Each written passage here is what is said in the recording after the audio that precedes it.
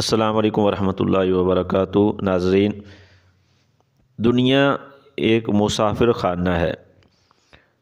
एक वाक़या सुनिए, लुत्फ़अंदोज़ हुइए। हज़रत इब्राहीम बिन अदहम रहमतुल्लाह अलैह जो अपने ज़माने में एक बड़े बादशाह थे। एक बार इनका दरबार लगा हुआ था। सारे अरकान दौलत व वज़ीर लोग मौजूद हैं और बहुत सारे दूसरे लोग भी बैठे हुए हैं। इसी दौरान एक आदमी इनके महल के अंदर आया और दरबार में घुसने की कोशिश कर रहा था। इसको दरबानों ने रोकना चाहा तो उसने कहा कि मैं यहाँ अपना सामान रख कर कुछ देर आराम करना चाहता हूँ।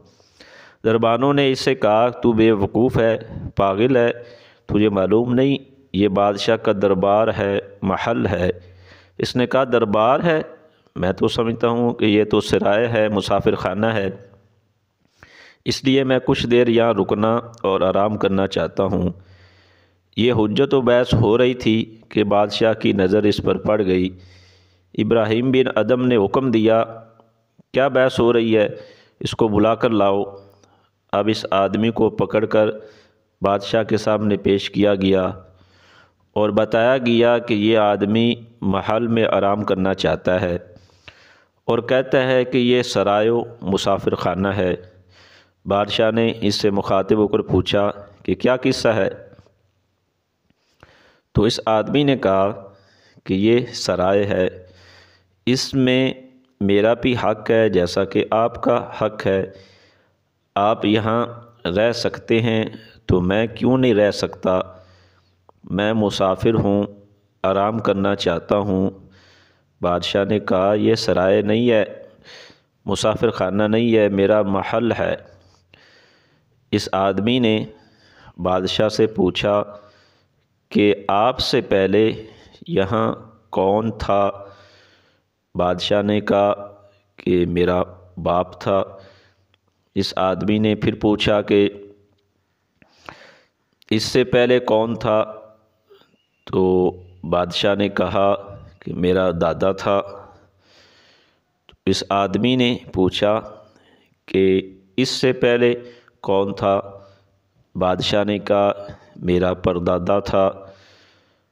तो ये तो पीढ़ी दर पीढ़ी हमारे ख़ानदान में हुकूमत चली आ रही है।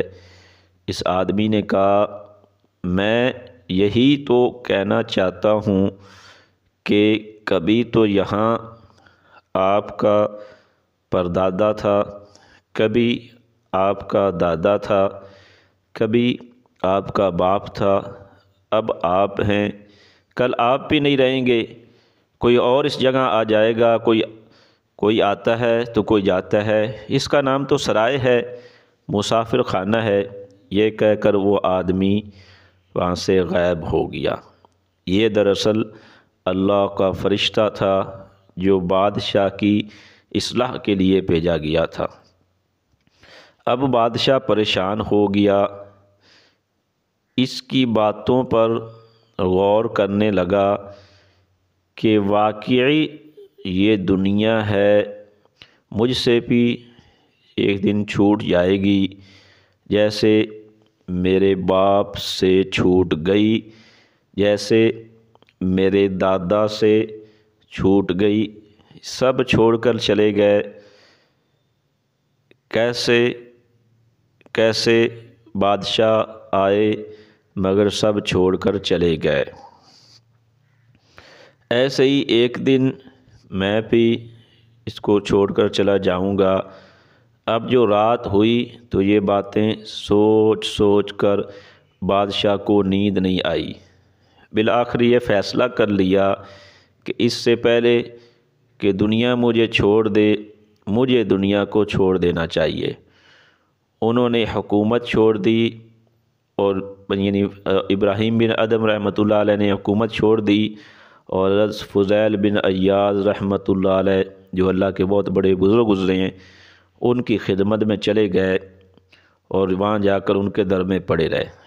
उसके बाद हज़रत इब्राहीम बिन अदम जो ये बादशाह थे, ये भी फ़ुज़ैल बिन अय्याब की खिदमत में रहते हुए बहुत बड़े अल्लाह के वली बन गए। तो अल्लाह से दुआ है कि अल्लाह ताला हमें भी इस दुनिया से इबरत